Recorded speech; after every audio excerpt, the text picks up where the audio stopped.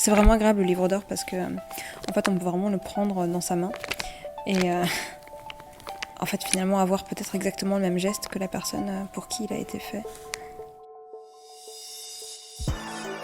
Hors les murs, le reportage de Passion médiéviste.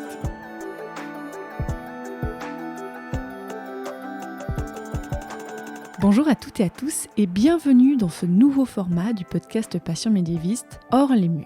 Dans ce format, je vous propose de sortir du studio, de sortir du format un petit peu classique de l'interview pour rentrer dans quelque chose de plus immersif, un mélange entre le documentaire et la visite guidée avec quand même un petit peu d'interview, le tout comme toujours pour vous faire découvrir le Moyen-Âge encore d'une autre façon. Les épisodes seront un petit peu plus longs que d'habitude et j'espère pouvoir dans chaque épisode vous faire un petit peu voyager avec les oreilles.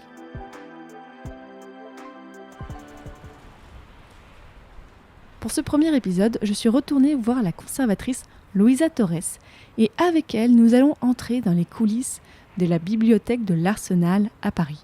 Pendant une quarantaine de minutes, vous allez découvrir avec les oreilles un centre d'archives, vous allez grimper sur une échelle qui date de la Révolution française et vous allez écouter de l'ASMR parchemin avec des manuscrits du Moyen-Âge.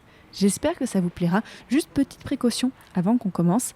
Certains passages de ce format nécessitent de bonnes conditions d'écoute. Donc mettez le son à fond ou alors attendez d'être sorti du métro ou de tout autre endroit bruyant pour bien apprécier tout ce que vous allez entendre. Bonne écoute!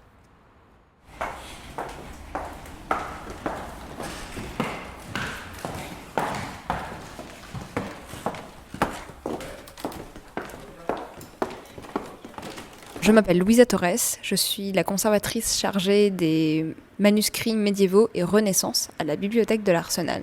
Et j'exerce dans cette fonction depuis juillet 2015, je crois, ça fait bientôt 4 ans. On est en train d'admirer un très beau plan manuscrit du quartier qui a été réalisé par le marquis de Pommy, qui est donc le fondateur de la bibliothèque, à son arrivée dans les murs en 1756. Cet endroit était traditionnellement la demeure des grands maîtres de l'artillerie, donc une fonction qui apparaît au XVIe siècle, au sein de l'arsenal de Paris, qui est fondé par Louis XII et puis par ses successeurs, qui s'approprient en diverses étapes, disons, des terrains qui appartiennent aux Célestins, un couvent qui est étroitement lié au pouvoir royal depuis longtemps.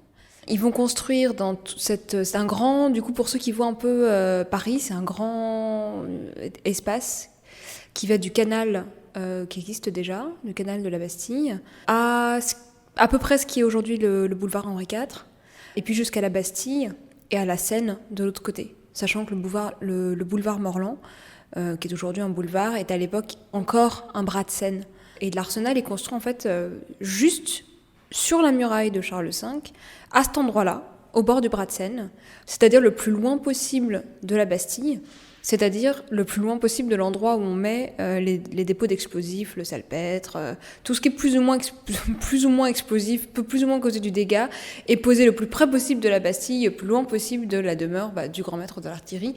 C'est tout un quartier qui a son bailliage à part, il va y avoir énormément de choses, des garnisons, une fonderie de canons. Au début du XVIIIe, la fonction est à peu près vidée de son sens. D'ailleurs, elle disparaît.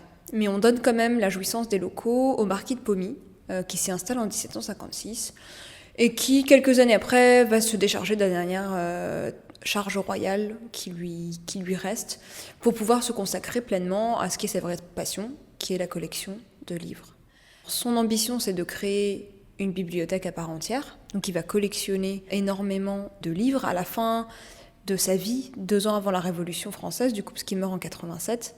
À la fin de sa vie, il aura la plus grande bibliothèque privée de France. C'est vraiment, il s'est ruiné plusieurs fois, il a racheté en bloc des bibliothèques, celle du Baron d'Hesse, une de celles de la Vallière, une des ventes la Vallière, etc.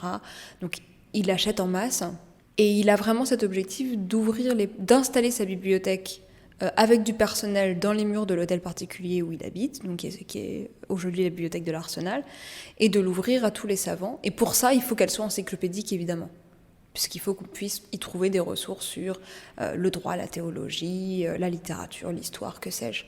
Or, il se trouve que l'intérêt pour les textes médiévaux Et l'enluminure médiévale, surtout les textes médiévaux en fait, connaît un peu un renouveau à ce moment-là. Et Pommy fait partie des gens qui sont très impliqués dans ce renouveau-là. Il suit les activités de l'Académie des Belles-Lettres. Il s'intéresse à ce qui s'y passe. Il s'intéresse du coup à cette redécouverte des textes en langue romane essentiellement. Il s'intéresse aussi aux textes latins. Il est bon latiniste. Il est capable de lire un texte en ancien français ou en moyen français, selon les cas. Ce qui fait de lui, peut-être pas un spécialiste, peut-être pas un érudit complètement, mais en tout cas quelqu'un de suffisamment averti, disons un bibliophile averti dans la matière. Et donc il a beau constituer une bibliothèque encyclopédique, en fait, il y a quand même des points forts dans sa collection, et notamment tout ce qui s'écrit en littérature et en langue française le passionne. D'où le fait qu'on a un fond très intéressant dans ces domaines-là.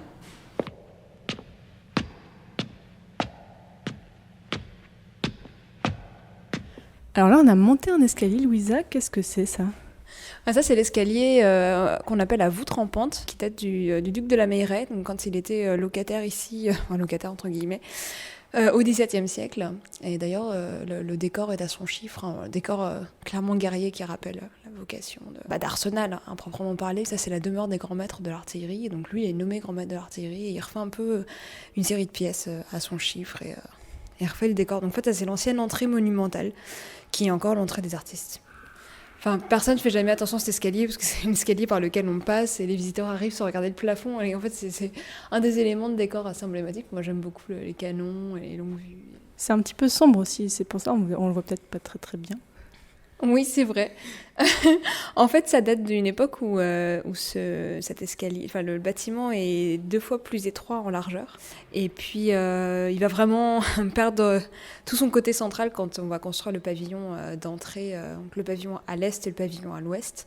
Le pavillon ouest est aujourd'hui l'entrée des lecteurs. Et en fait, du coup, ça réoriente le bâtiment avec une espèce d'entrée qui est du côté ouest, alors qu'à une certaine époque, l'entrée était comme ça complètement latérale. Donc cet escalier perd beaucoup en fonction, quoi, forcément. Mais toi, tu utilises encore. Eh ben, c'est l'entrée des artistes. Voilà, effectivement. Ouais. Bah, je te suis.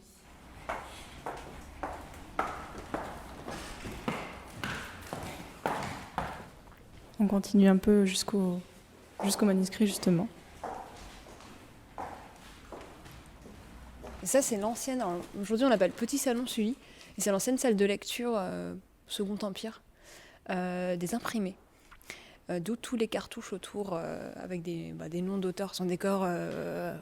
Et le plafond qui est très étrange, parce qu'on dirait un très beau plafond en bois sculpté. Et en fait, c'est du plâtre. Peint pour faire du faux bois. Je présume, je suis pas spécialiste, je présume que c'était monnaie courante. À l'époque, il y a peut-être 2-3 choses à découvrir sur ces plafonds cachés. Ça, c'est l'époque où la salle de lecture des imprimés, c'est ça. On a encore marqué salle de lecture imprimée sur une des portes qui y mène.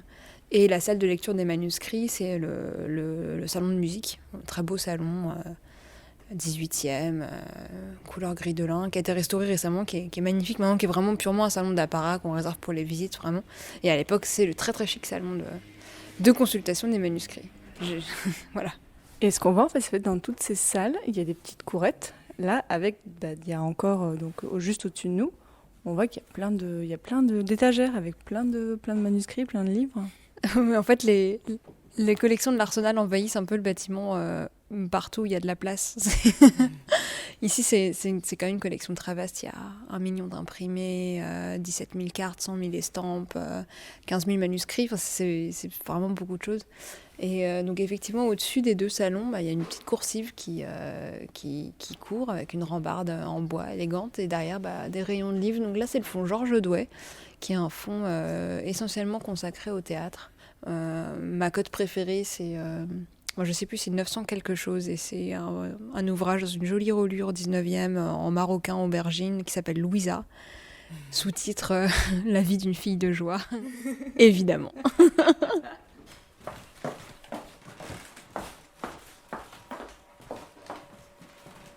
Ça, c'est le grand salon, on donne les conférences. On a tout un cycle de conférences toute l'année, et sur plein de sujets. On a une espèce de label métier du livre, donc on fait des conférences un peu sur tout ce qui de près ou de loin parle de livres récents, livres anciens, fabrication aujourd'hui, hier, les acteurs du livre, et un cycle d'histoire du livre tous les ans. qui a lieu en début d'année, entre janvier et février. Et voilà, là c'est le salon Naudier, nommé ainsi en référence à cet illustre occupant, Charles Naudier, qui dirige la bibliothèque pendant une vingtaine d'années au début du 19e, et qui réunit ici le premier cénacle romantique. La bataille d'Hernani, par exemple, se prépare à l'Arsenal. Et on vient à l'Arsenal écouter Naudier, converser, refaire le monde, draguer la fille de Naudier. Franchement, les plus mauvais poèmes de tous nos poètes romantiques ont été écrits à propos de la fille de Naudier à l'Arsenal. Et la roue à livres. C'est une roue à livres dont je suis très fière. Elle est vraiment superbe. C'est dommage que ce soit de la radio, parce qu'on ne peut pas la voir. Elle est magnifique. C'est la seule roue à livres d'apparat de France. Et il y en a très peu dans le monde. Victor Hugo, qui fut l'un des familiers du salon de Charles Naudier, y a fait allusion dans le poème L'âne de 1885. Et l'Arsenal qui fait, lorsque l'on le secoue, tourner tant de néant sur son pupitre à roue. C'est en fait un ensemble de pupitres tournants, donc qui sont montés sur une roue, qu'on peut faire tourner devant soi. Si on veut par exemple comparer des éditions, je sais pas, plusieurs copies d'un même texte ou plusieurs des éditions, etc., on va pouvoir en disposer chacune sur un des pupitres et du coup faire tourner le pupitre devant soi pour alterner la vue de l'un et de l'autre. Alors, en l'occurrence, celle-ci, elle est monumentale, elle est en bois, gravée, c'est du noyer massif, je crois. Il est verni, il est magnifique, il présente tout un décor floral très très élégant, 17e, je crois.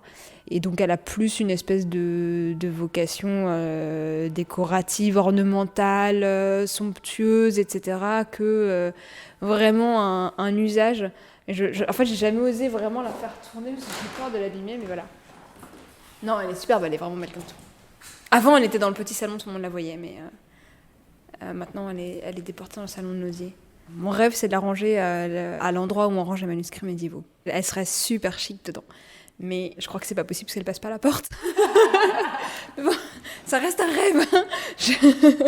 Ça marchait à une époque où on n'avait pas trop de problème avec l'idée d'ouvrir un manuscrit à 180 degrés bien à plat sur le pupitre. Évidemment, c'est absolument hors de question aujourd'hui. Donc c'est purement ornemental, mais elle est vraiment impressionnante, effectivement. Ouais. Parce qu'elle doit faire 1m50 de haut par 1m50 ou 70 de large.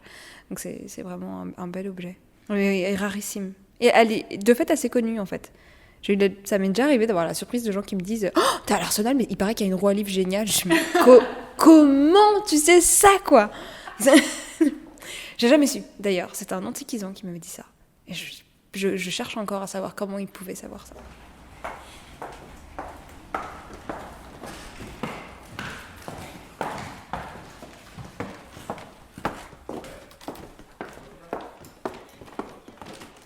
Tu dois faire des kilomètres tous les jours ici.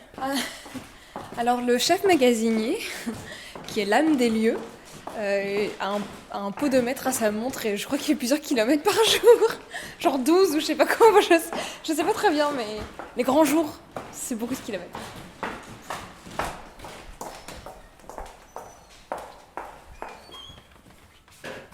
Une partie de ma vie consiste tu as posé une échelle correcte.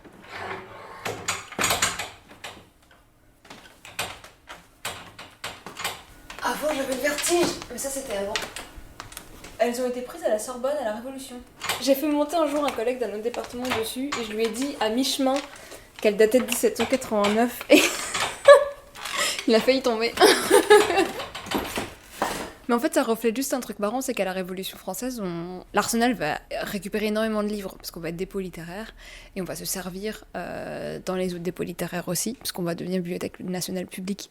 Mais on va aussi prendre du mobilier pour meubler la bibliothèque. Donc on va prendre des échelles, on va prendre des pendules, on va prendre la roue à livres. Tout ça, c'est juste vraiment juste fonctionnellement, quoi. On va prendre une pendule absolument magnifique, mais on la prend juste pour donner l'heure en salle de lecture.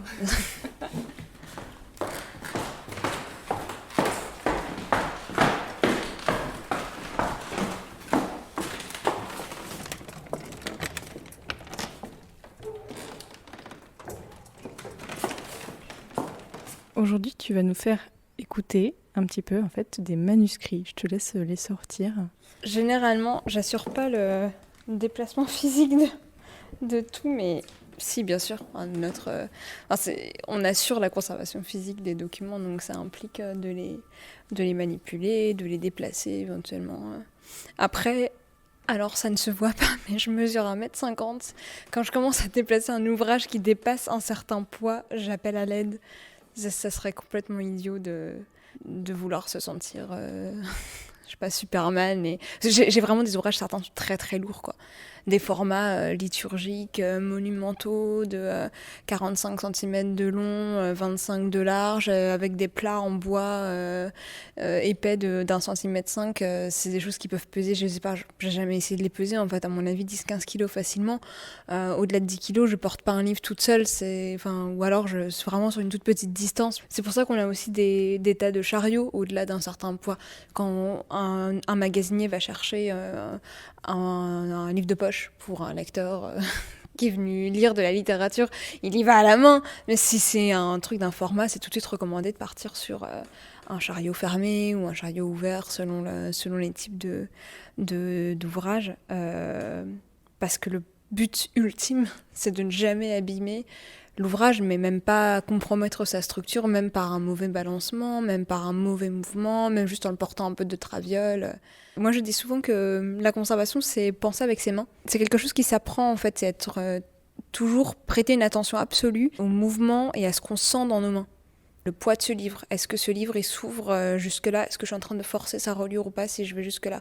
Et c'est quelque chose où, en fait, nous, on prend assez vite l'habitude, parce qu'on est au contact des livres tout le temps, quand on feuillette un ouvrage, on a un bout de notre cerveau qui est en permanence concentré sur le fait de ne pas l'ouvrir au-delà de ce que l'ouvrage peut subir. Et je crois que c'est un petit peu parfois le léger décalage. Je vais me faire détester par tout l'auditorat de Passion médiéviste en disant ça.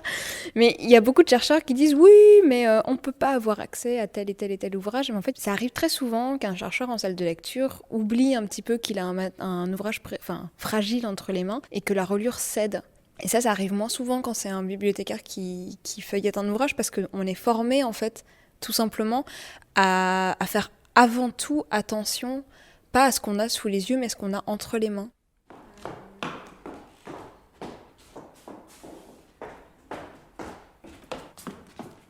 Alors là, j'ai sorti un évangéliaire à l'usage de Paris, du XIVe siècle.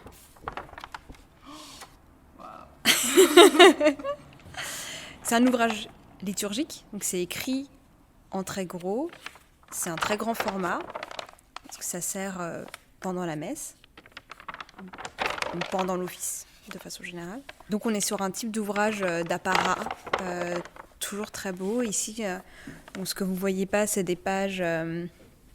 mais vous pouvez voir dans Gallica. C'est une très très belle lettre gothique de forme absolument impeccable. Le travail d'un ornemaniste exceptionnel pour les initiales filigranées, auquel François Avril, rien de moins, a consacré un article. Il l'appelle Jacquet Massy, il s'appellerait Jacquet Massy. Et donc c'est vrai que c'est assez impressionnant. Puis il y a un décalage esthétique intéressant entre la finesse du filigrane qui est une espèce de colonne d'arabesque fourmillante dans la marge, et puis le texte lui-même qui est en fait en lettres de très grands modules. Ça va avec ça va avec le type d'ouvrage. Il y a un copiste. Vu la proximité de la lettre, j'aurais tendance à penser qu'il a aussi fait la rubrique. Et puis il y a quelqu'un qui a fait le décor marginal. À mon avis, c'est pas le même que l'ornemaniste qui a fait donc Jacquet Massy, qui a fait les initiales filigranées. Et puis il y a un enlumineur. Tout ça, ce sont des travaux séparés, parce que ce sont des spécialités différentes, tout simplement. Il va y avoir des artistes qui vont être spécialisés dans la conception de décors marginaux. Ici, on est sur un décor gothique à petite vigne. Et il va y avoir des personnes qui vont être simplement spécialisées dans le fait de construire les réglettes et puis les petites folies en forme de feuilles de lierre ou de vigne qui en surgissent. Et puis, il va y avoir quelqu'un qui va se spécialiser dans le filigrane. Et donc, il va réaliser cette catégorie-là de décors secondaires. Et puis, il va y avoir évidemment l'enlumineur. Tout le monde étant au bout du compte, travaillant sous les ordres d'un même maître d'œuvre, qui peut être souvent le copiste. Parce que c'est lui qui va laisser en fait, toutes les indications et les espaces blancs, tout simplement, pour donc la place dont vont disposer les artistes du décor. Évidemment, c'est du parchemin. Ça se sent au doigt, évidemment. Alors, au toucher, il y a un côté chair et un côté poil qui sont évidemment pas du tout le même toucher. Le côté chair est plus pelucheux, entre guillemets. Le parchemin, c'est une matière vivante. Quand je dis vivant, entendons-nous, hein, donc c'est évidemment une matière animale, c'est une peau d'animal. Quand je dis vivant, je veux dire que c'est une matière qui réagit énormément à l'hygrométrie, c'est-à-dire au rapport humidité-température. Donc ça va avoir tendance à gondoler avec le temps. Là, on le voit sur à peu près tous les ouvrages en parchemin. Surtout quand plus il est épais, plus il va avoir tendance à gondoler. Et c'est aussi des matières dont on va pouvoir...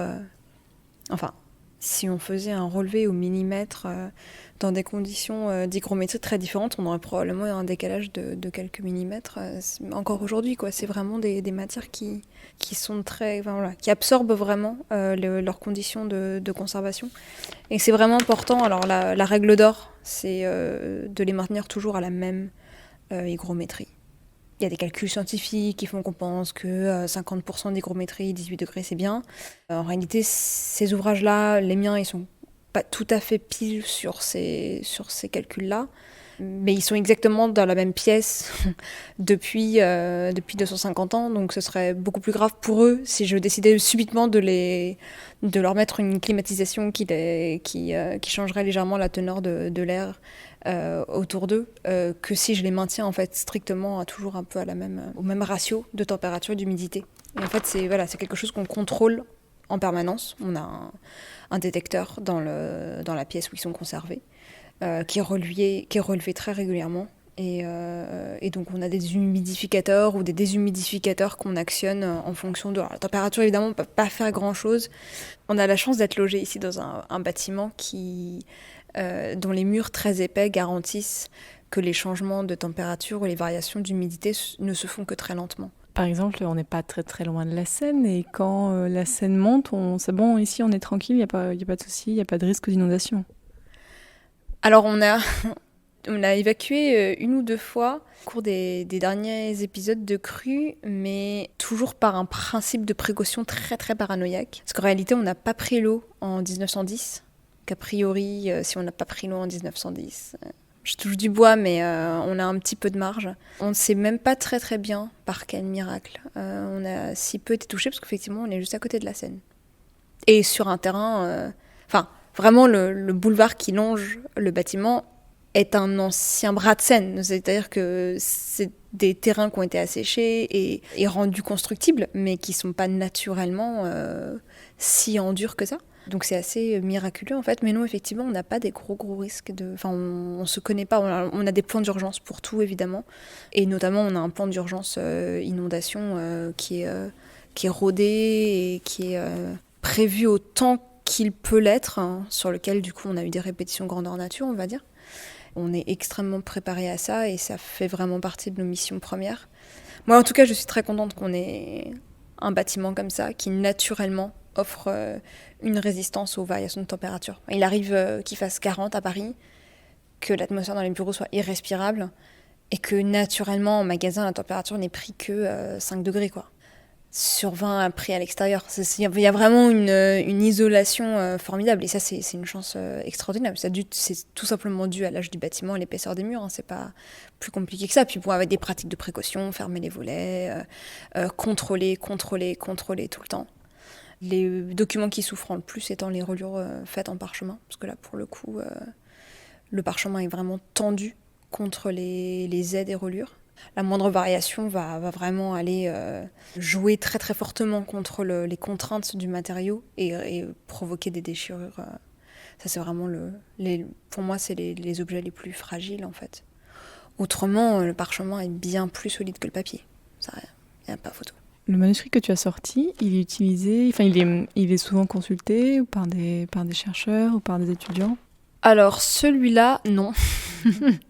Mais il faut dire qu'il est numérisé sur Gallica. Donc, je pense que ça diminue la nécessité des chercheurs de le voir. Les consultations, en fait, ça varie énormément au gré des recherches. Il va y avoir un moment où il va y avoir beaucoup de travaux sur, j'en sais rien, les Célestins, et donc les collections provenant des Célestins vont sortir beaucoup. Il va y avoir un moment donné où tout aura été dit sur les Célestins, et donc il n'y aura plus une nécessité aussi grande d'avoir recours aux manuscrits originaux. Il y a aussi beaucoup de choses qui sont microfilmées. J'ai une jolie politique de numérisation aussi sur Gallica avec beaucoup de choses. Notamment, j'ai mis tout Philippe de Mézières dessus. Allô les gens qui travaillent sur Philippe de Mézières. Mais la fréquence de consultation d'un manuscrit médiéval donné est pas immense. Après je dis ça, mais celui sur lequel j'ai fait ma thèse, je l'ai revu récemment. À l'époque il était intact et sa reliure était abîmée, donc je cherche à savoir qui est le sagouin qui est passé derrière moi.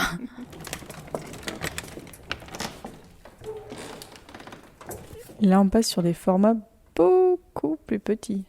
Alors là j'ai pris au hasard 2 livres d'or. Celui-là, je l'aime beaucoup. Il est d'enluminure flamande. En fait, le son des pages va être différent sur un plus petit format. Déjà, les pages vont moins gondoler parce qu'elles sont plus petites, forcément. Là, on est sur 10 ou 15 cm maximum de hauteur. Le parchemin est beaucoup plus souple. Sur un plus petit format, il faut qu'il soit plus fin. C'est pour ça que le livre d'or intervient à la fin du Moyen-Âge. Parce qu'il y a une demande, parce qu'on a envie d'avoir des livres de prière, parce qu'on a envie d'avoir des livres de prière chez soi, etc. etc. L'histoire du livre d'or est bien connue. Mais techniquement, c'est aussi devenu possible à ce stade-là de l'évolution du livre de fabriquer des tout petits formats. Alors ici, on n'est pas sur des formats miniatures comme certains, des très petites Jordanes de Bretagne ou des choses qui sont des ouvrages des réalisations un peu de bravoure. Mais tous les livres d'or sont comme ça, sur des petits... la plupart sont des petits formats poche, comme ça. Celui-là est intéressant parce qu'il est en fait, au fond, assez peu décoré. Il vient rappeler que tous les livres d'or n'étaient pas enluminés, loin s'en faut. C'est vraiment agréable, le livre d'or, parce que en fait, on peut vraiment le prendre dans sa main. Et en fait, finalement, avoir peut-être exactement le même geste que la personne pour qui il a été fait. J'aime beaucoup ce Christ en croix. Il y a vraiment une espèce de transmission, un premier lecteur à un autre. Ça, c'est une serpente, donc un petit élément de papier fin, généralement de papier de soie, qu'on va glisser entre les pages, devant les pages enluminées, pour protéger la page du frottement contre la page d'en face. Donc protéger les pigments qui pourraient s'abîmer en se frottant contre la page d'en face. Alors il y a 2 techniques. Soit on fixe la serpente, soit on la fixe pas. Et quand on la fixe pas, régulièrement elle tombe, mais quand on la fixe, on peut pas s'en débarrasser. Donc il n'y a pas de bonne solution. Voilà. Il est magnifique ce Christ, je le trouve absolument sublime. Avec le sang qui lui couvre le corps et la vivacité des pigments. Enfin, c'est quelque chose, j'avoue, je numérise, je mets dans Gallica, je numérise en haute définition, mais les couleurs sont jamais les mêmes. Je sais pas s'il y a celui-là d'ailleurs, j'ai pas vérifié. Mais le bleu du vêtement de la Vierge qui irradie et la carnation du corps du Christ qui se détache aussi, je trouve ça sublime. Je trouve ça très très émouvant.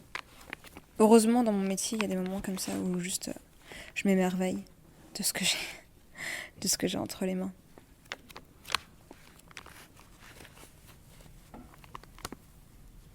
C'est marrant, ils ont illustré plus la section des saints que les autres parties de ce livre d'art. Ça, c'est Saint-Michel et le précédent, ça devait être Saint-Georges. J'ai pas regardé le texte, mais donc effectivement, on voit des dragons se faire transpercer. En revanche, on n'a pas vu de portrait de commanditaire.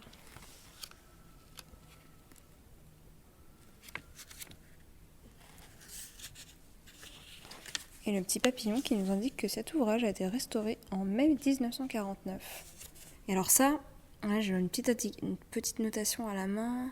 manuscrit moitié latin et moitié flamand.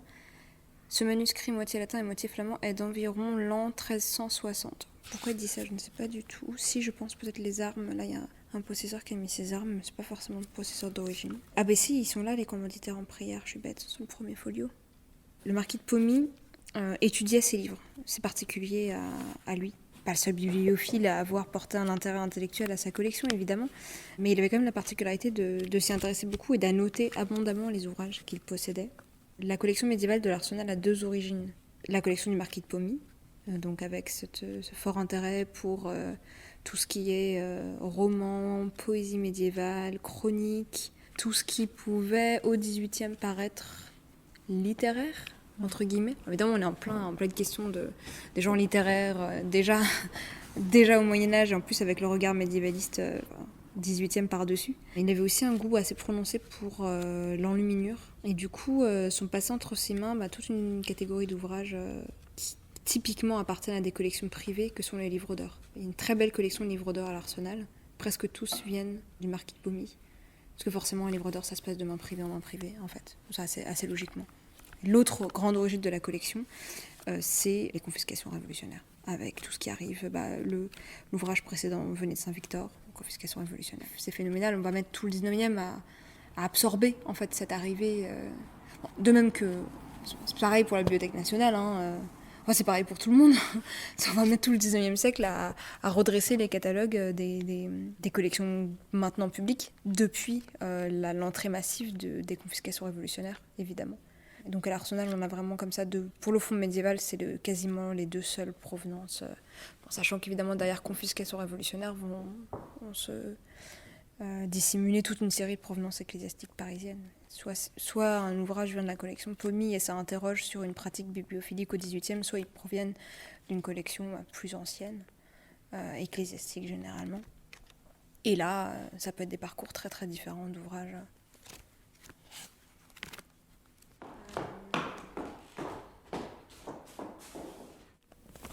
Oui, parce que je t'ai montré deux reliures de restauration, et ça c'est une reliure marocain.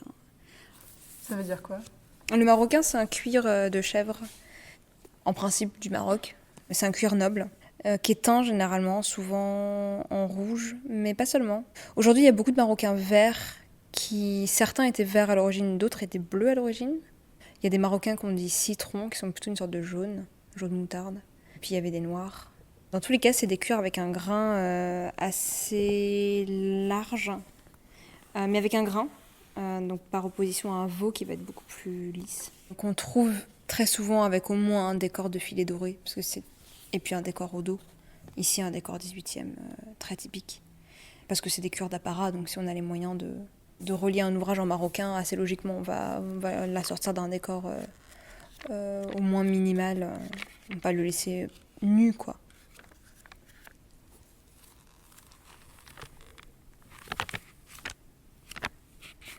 Alors, j'espère qu'aucun auditeur de ce podcast n'est taraudé par la question « Mais met-elle des gants ?» Parce que si vous écoutez Passion médiéviste, vous devriez savoir qu'on ne met pas de gants pour consulter un manuscrit. Pour consulter rien du tout, d'ailleurs. C'est vraiment très mal, les gants. Ça transporte la poussière, ça vous fait perdre complètement... Parce que ce que je disais tout à l'heure sur la main, ça fait perdre toute sensibilité au bout des doigts. Tu peux pas... En plus, moi, moi, une fois, ça m'est littéralement arrivé de me faire agresser par un journaliste à qui j'ai dit non, j'ai expliqué patiemment pourquoi je mettais pas de gants pour manipuler un ouvrage qui en plus avait été rogné, donc c'était un papier du XVe siècle sur le grand armorial équestre de la Toison d'Or. Les pigments vont jusqu'au bord des pages parce que les pages ont été rognées, donc c'est extrêmement compliqué à manipuler, il faut beaucoup de précautions. Et il a juste considéré que... Alors il y avait un tout petit peu de mansplaining derrière, mais... C'était un monsieur corpulent et âgé qui a décidé que moi j'étais une jeunette et que probablement je ne savais pas de quoi je parlais. Je lui ai expliqué en long, en large, en travers pourquoi non, je n'utilisais pas de gants pour un ouvrage pareil. J'ai essayé de lui dire, mais monsieur, si vous lisez pas le journal dans le métro avec des gants, parce que vous pouvez pas tourner les pages, parce que vous risquez de les corner, a priori, a fortiori, c'est pareil. Pour un ouvrage en papier du XVe siècle, vous avez encore moins envie de corner les pages. Mais non, ça l'a pas du tout. Enfin, je sais pas. Mais pourtant, moi, j'avais été aux Archives nationales. En fait, ils proposent des gants. Pourquoi on les propose alors ? Je pense que c'est essentiellement pour protéger les mains des lecteurs. Parce que pour passer une partie de mes journées les mains dans des...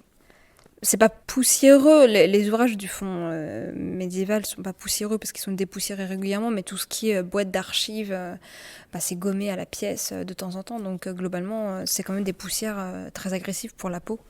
Donc effectivement, moi ça m'arrive de porter des gants pour manipuler les archives de la Bastille par exemple, mais c'est juste pour ne pas... Parce qu'au bout d'une demi-heure, j'ai les mains qui grattent. J'adore l'odeur du vieux parchemin. J'aime sentir le vieux parchemin à la fin de la journée.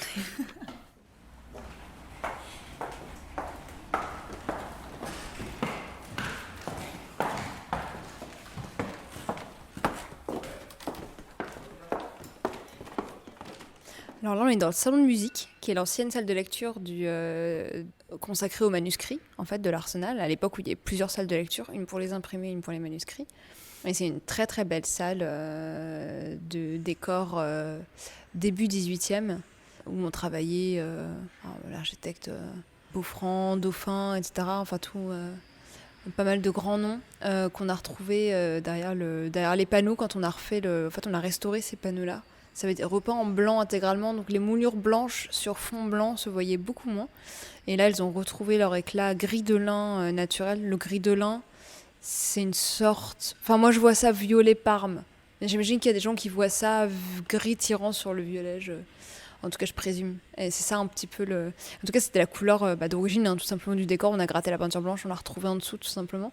Et c'était allié, et ça, on le sait par les textes, à un mobilier, notamment la passementerie en verre d'eau. Donc, grâce au mécénat d'un passementier, on a remis des rideaux de cette couleur-là dans un esprit 18e pour remeubler cette pièce. Et c'est vrai que c'est un des salons d'apparat connus de la bibliothèque qui est vraiment splendide et avec donc on appelle le salon de musique parce qu'il y a un décor musical, en tout cas des instruments de musique entremêlés dans les moulures. Mais bon, est-ce qu'on y a vraiment joué de la musique ? C'est un peu la question bête à laquelle en vrai on n'a pas de réponse, on n'est pas très certain. En tout cas, c'est un salon d'apparat qui a été construit à l'époque où ils ont fait l'aile 18e, qui n'a jamais vraiment servi en tant que tel, parce que il fallait y installer un bâtard de Louis XIV qui s'y est jamais vraiment installé en fait. Donc en soi, disons que le personnage pour qui le salon était destiné ne s'est jamais servi du salon en tant que tel. Mais ça a servi ensuite de salle de lecture et probablement de salle d'apparat.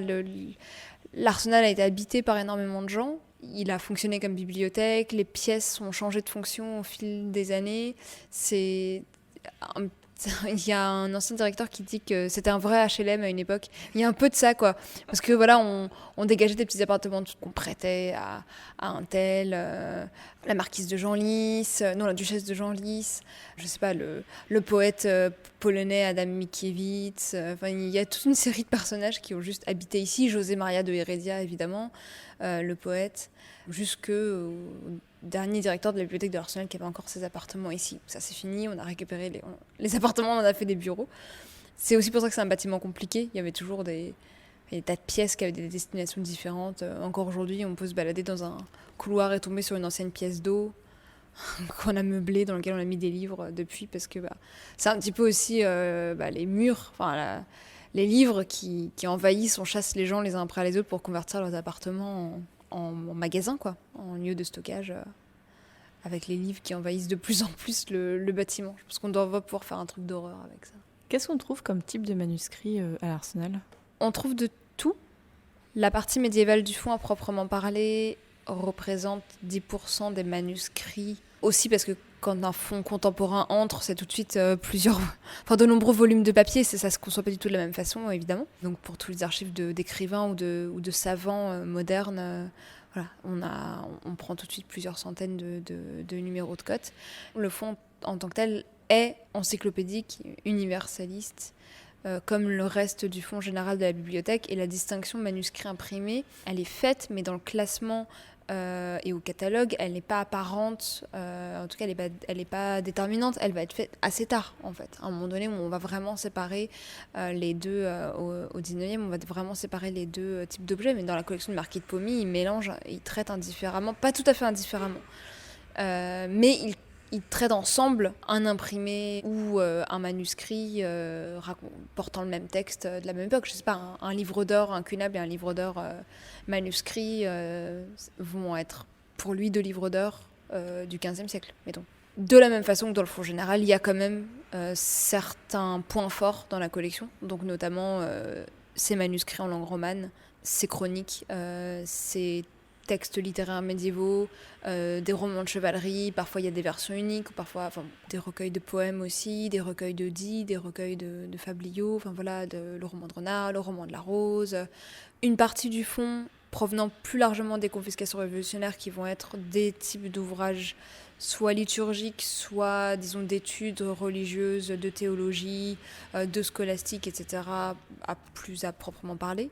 L'autre point fort du fond, ça va être l'enluminure. On a un fond d'enluminure flamande absolument exceptionnel, qui a été bien étudié, mais on a vraiment de nombreux grands noms dans des ouvrages de luxe, beaucoup de choses provenant de la librairie des Ducs de Bourgogne directement, qui avaient été pris dans la librairie par l'oncle du marquis de Pommy, qui lui-même déjà était collectionneur, mais aussi les grands représentants de l'enluminure parisienne, gothique, de nombreux grands noms d'enluminure 15e, exactement française, nord de la France, un petit peu moins d'enluminure italienne. Pour le coup, le fond italien est moins splendide, on va dire. Et qui vient à l'Arsenal aujourd'hui ?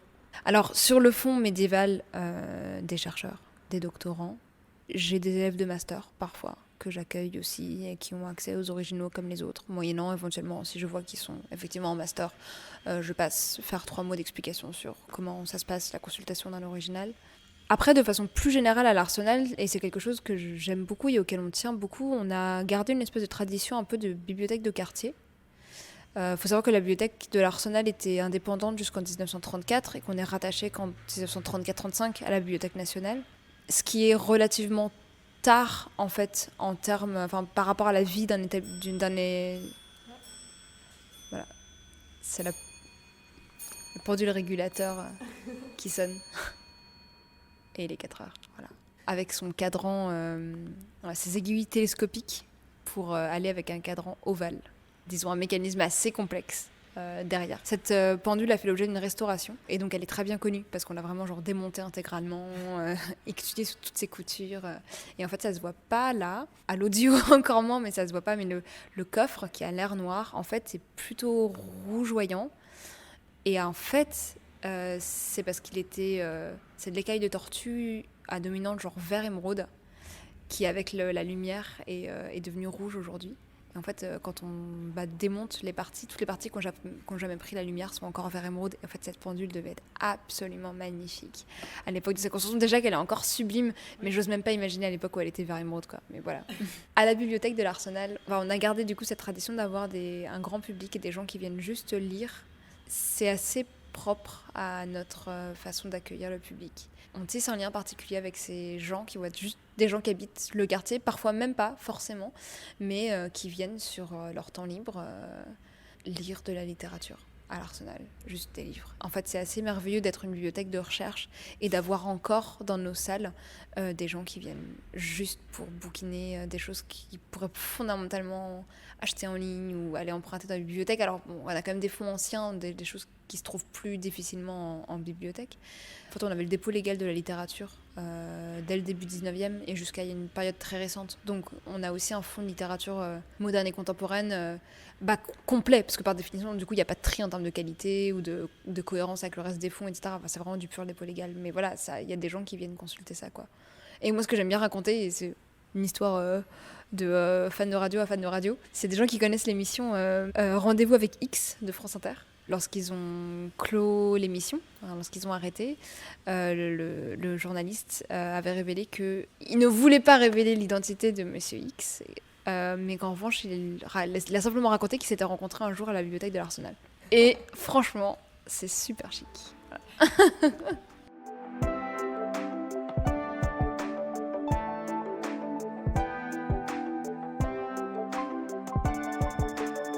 Merci beaucoup à Louisa Torres et à la Bibliothèque de l'Arsenal pour m'avoir reçu pour ce premier épisode du format Hors les murs de Passion médiéviste. J'espère que ça vous a plu parce qu'en plus je suis contente de faire un petit peu de la prise de son sur le terrain, ça change, et j'ai plein d'idées pour les prochains épisodes de ce format. Donc je vous dis à très bientôt pour un prochain épisode de Passion médiéviste, quel que soit le format.